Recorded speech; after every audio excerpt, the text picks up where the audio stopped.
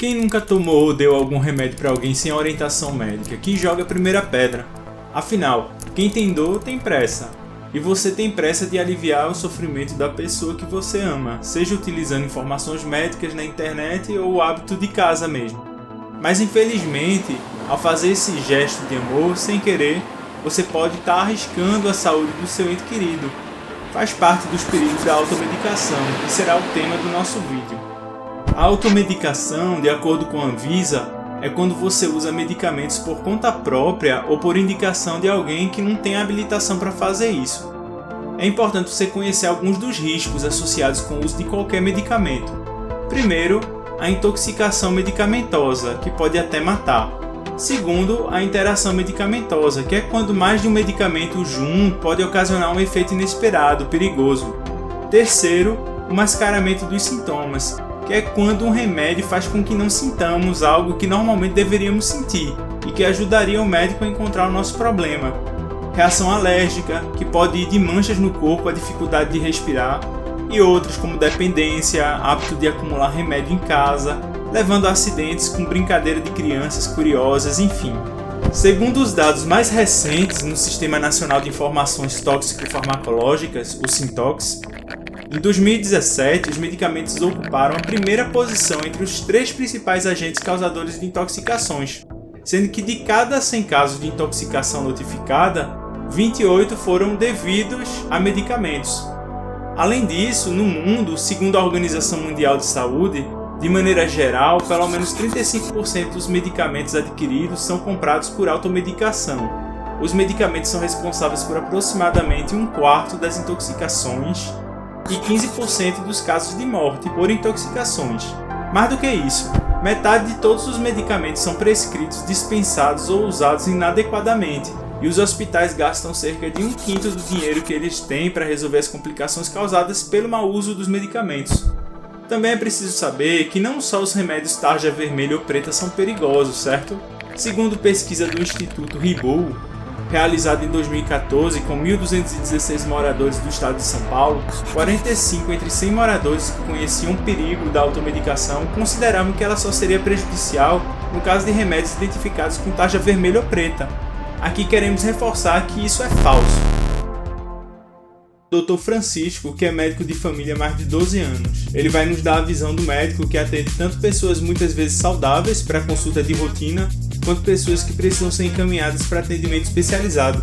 Bom dia, Dr. Francisco. E como o senhor definiria a automedicação?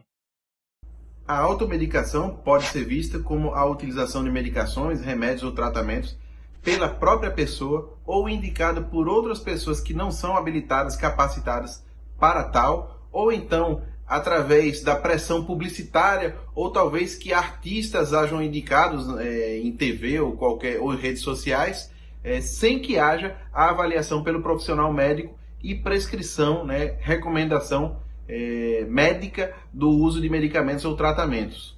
E de acordo com sua experiência de atuação, o senhor considera que a automedicação realmente é um problema de saúde pública?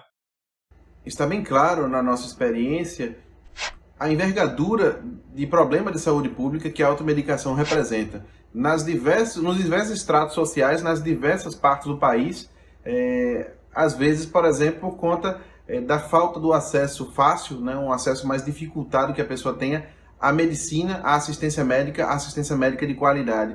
Isso daí, além de outros fatores, ajuda a impelir as pessoas a buscarem esse tipo de recurso no lugar de seguir o fluxo mais adequado do ponto de vista médico. Vejam por alguns números. A gente tem números de 2018 que indicam que mais de 79% da população brasileira acima dos 16 anos admite tomar medicações por conta própria, sem prescrição médica, sem indicação médica. Também, segundo a OMS, de uma maneira geral, as medicações são responsáveis por 25% dos casos de intoxicações onde se tem registro no mundo e por até 15% dos casos de óbito, de mortes por intoxicação no mundo. Ao seu ver, quem mais são aqueles que passam medicação para os outros sem ser médico, para a gente ficar de olho? Os principais prescritores informais, leigos de medicamentos no Brasil, que favorecem a automedicação são, em primeiro lugar, a família da pessoa, depois balconista de farmácia, depois amigos, depois vizinhos E por último, artistas ou influencers, seja na publicidade, na mídia convencional ou nas redes sociais. Em alguns estudos que levantamos, vimos que o abuso de analgésicos e anti-inflamatórios são os mais comuns na prática. O senhor confirma essa tese de acordo com os dados que já foram levantados nas comunidades onde o senhor já atuou? Claro, pela experiência que eu tenho ao longo desses anos, dá para perceber claramente que analgésicos, anti-inflamatórios e antitérmicos, por exemplo, são as medicações mais consumidas indiscriminadamente, sem prescrição médica, sem seguir um tratamento médico, muitas vezes sem lógica médica no problema que a pessoa apresenta. E muitas vezes serve apenas para tratar aquele sintoma passageiro que a pessoa está tendo e não trata a causa do problema, não resolve a questão médica do paciente. O senhor tem lembrança de alguns casos que valem a pena ser colocados aqui de pacientes que sofreram pela automedicação? Há vários casos ao longo da vida que a gente pode lembrar, da vida médica, né, que a gente pode lembrar de problemas decorrentes do uso indiscriminado de anti-inflamatórios, por exemplo.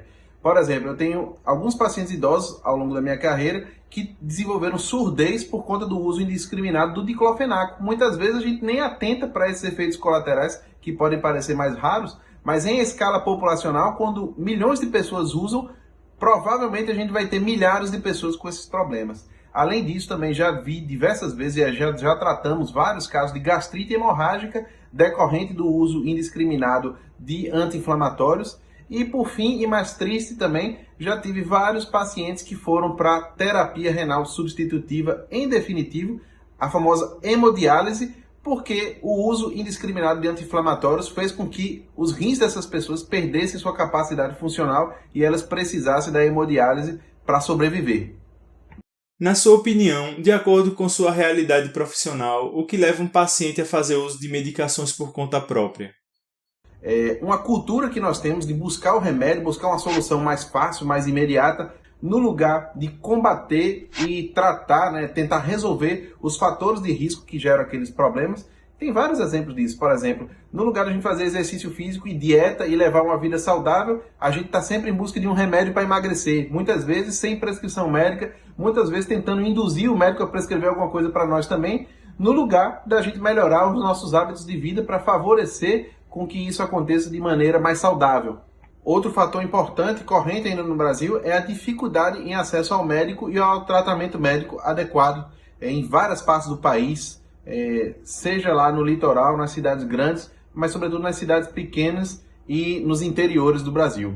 Ademais, fatores como a publicidade também, muito ainda sem regras, né, sem uma clareza. Por exemplo, aqui no Brasil é muito fácil você comprar remédio em qualquer mercadinho, qualquer supermercado, comprar remédio no posto de gasolina, comprar remédio no hotel de estrada, como se fosse algo que devesse ser simples assim, sem consultar o médico, sem acompanhamento adequado dos problemas que a pessoa tem, sem considerar os fatores de risco e as particularidades de cada pessoa, e isso traz problemas e repercussões que a gente vê cada vez mais.